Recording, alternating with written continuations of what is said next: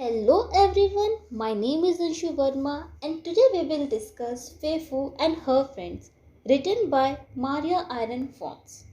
Fons, born in 1930 in Cuba, ये एक बहुत talented Cuban American play right, director and teacher थी।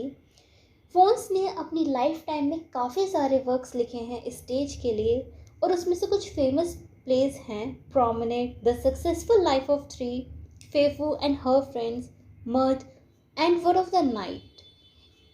Phones उन प्ले राइट्स में से है who achieve a lot of success and recognisation unlike other playwrights of her time. उन्होंने काफ़ी सारे अवार्ड्स भी अचीव करे हैं और फाइनलिस्ट भी रही हैं पुलित्जर प्राइज़ के लिए। फोन्स ने फेफू एंड हर फ्रेंड्स 1977 में लिखा था और इस प्ले ने फोन्स की आइडेंटिटी को कम्प्लीटली टर्न कर दिया था एक वुमेन प्ले राइट में। So let's now discuss the historical context of the play.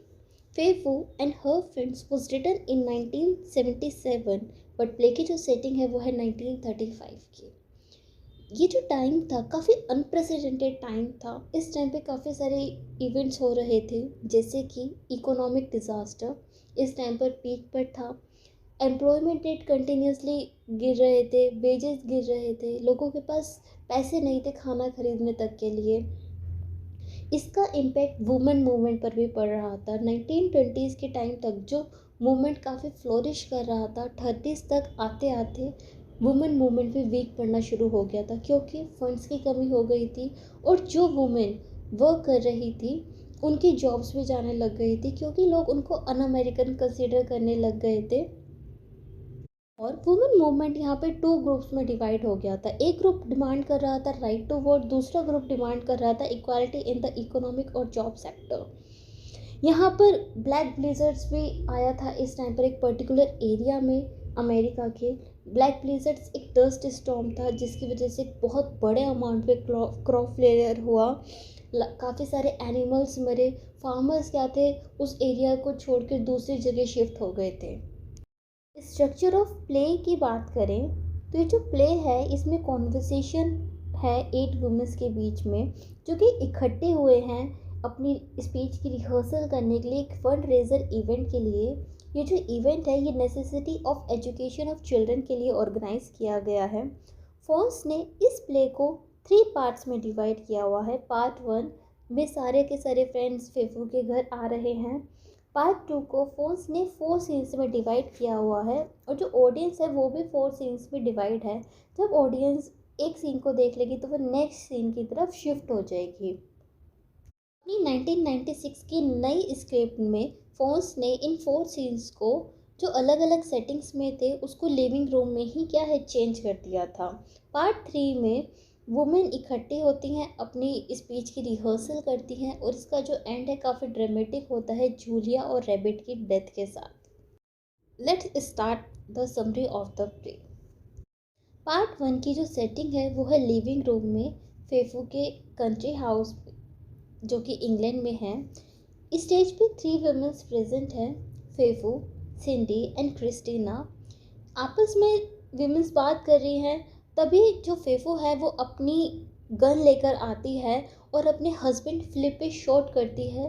तो यहाँ से हमें ये पता चलता है कि ये एक वियर्ड सा मैरिटल गेम है जो कि फेफू और उसके हस्बैंड खेलते हैं। क्रिस्टीना और सिंडी ये अजीब सा मैरिटल गेम देख के थोड़े से शॉक्ड हो जाते हैं। वो सोचते हैं कि कहीं ये जो गन है वो लोडेड तो नहीं है। तभी फेफू उन्हें शांत करते हुए बोलती है कि ये गन लोडेड नहीं है। बट कभी कभी उसके जो हस्बैंड है वो उसको बोलते हैं कि अगर ये लोडेड होगी तो मतलब कितना इंटरेस्टिंग हो जाएगा कि कब किसको वो गन जो है शूट करेगी। वो उनसे बोलती है कि ओके मुझे अपना टॉयलेट फिक्स करना है, मैं अभी आती हूँ, तुम दोनों आपस में बात करो। और फेफू वहाँ से चली जाती है। क्रिस्टीना और सिंडी उस गन को देख के ऑकवर्ड फील करने लगते हैं तो वो क्या करते हैं उसको एक सिल्क के कपड़े से कवर कर देते हैं। फिर स्टेज पे एंट्री होती है जूलिया की। जूलिया व्हील चेयर पे एंटर करती है। फिर वो उसको अपना रूम दिखाने के लिए उसको रूम में ले जाती है। तभी स्टेज पे होते हैं क्रिस्टीना और सिंडी और वो जूलिया की कंडीशन के बारे में बात करते हैं कि कैसे एक हंटिंग गेम के दौरान जब एक हंटर ने डियर को शॉट किया तो उससे जूलिया के ऊपर ऐसा इम्पैक्ट पड़ा कि वो क्या है इम्पेयर्ड हो गई है, जबकि गोली ने क्या है उसको टच भी नहीं किया था। तब से उसको क्या है अटैक्स पड़ने लग गए हैं और उसकी जो माइंड की कंडीशन है वो क्या है वर्स्ट होती जा रही है।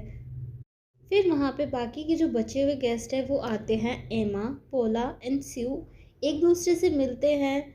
तभी हमें इनके मिलने का जो रीज़न है कि वो सारे के सारे इकट्ठे क्यों हुए हैं, वो ऑडियंस को रीज़न पता चलता है कि कोई एक फंड रेजर इवेंट है और ये इसकी तैयारी करने के लिए क्या है फेफू के घर आए हैं।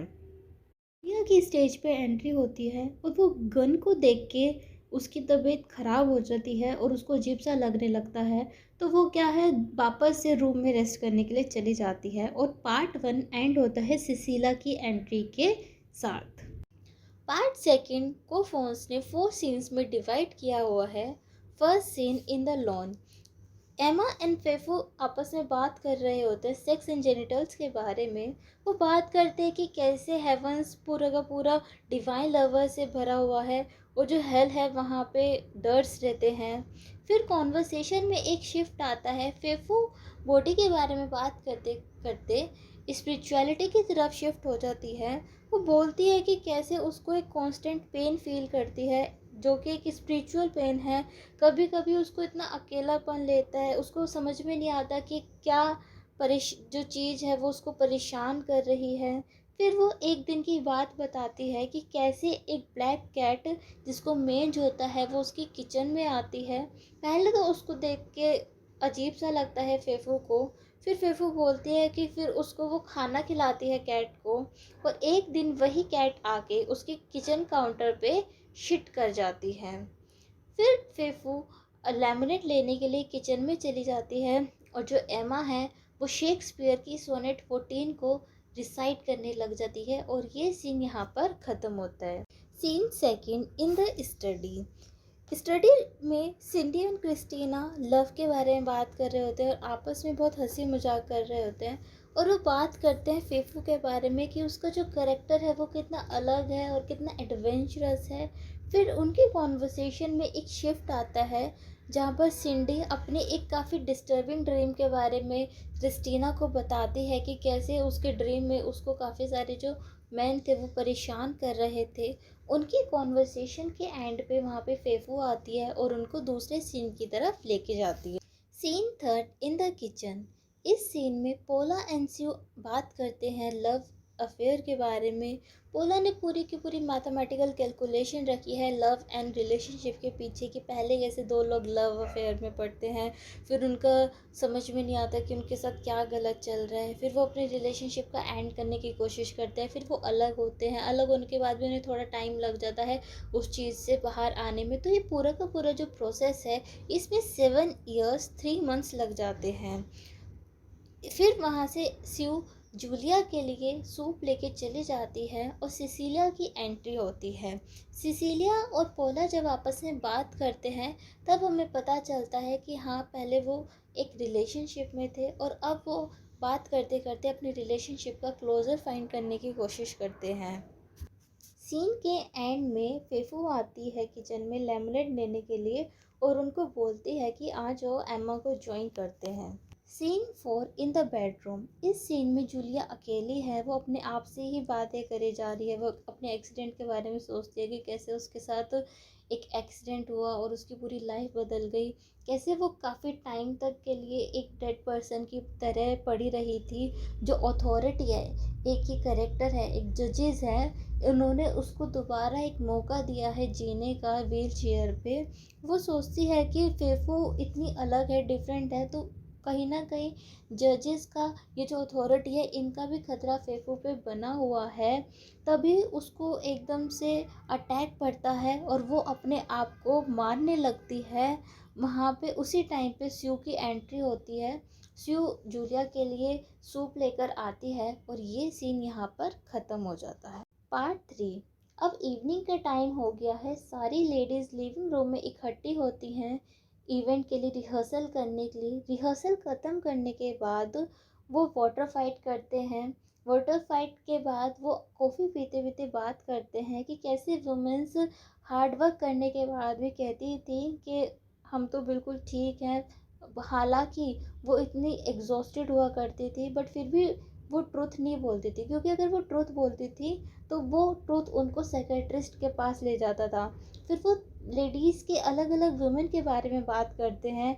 एक थी ग्लोरिया ह्यूमन, जिन्होंने एक बहुत एक्स्ट्रा ऑर्डिनरी वर्क लिखा था साइकोलॉजी पे, बट इस मेल डोमिनेटिंग सोसाइटी ने, इस पैट्रियार्कल सोसाइटी ने उस वर्क को एक्सेप्ट करने से ही मना कर दिया था कि कोई वुमन इतना अच्छा वर्क लिख ही नहीं सकती है, और उनको साइकेट्रिस्ट के पास भेज दिया था।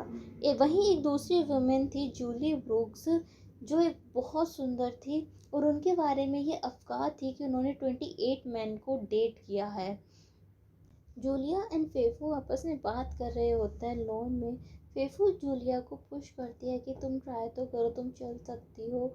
वहीं जो जूलिया है वो फेफू को पुश करती है, उससे दूर जाने की कोशिश करती है, क्योंकि जूलिया फेफू को बहुत ज़्यादा प्यार करती है। उसको डर लगता है कि कहीं फेफू अगर उसके पास आएगी तो फेफू की भी डेस्टिनी जूलिया के जैसे ही ना हो जाए। तभी वहाँ क्रिस्टीना आ जाती है और फेफू जूलिया को सॉरी बोलकर वहाँ से चली जाती है। जूलिया क्रिस्टीना को बताती है कि कैसे उसको लगता है कि जो उसकी डेथ है वो अब उसके पास आ रही है।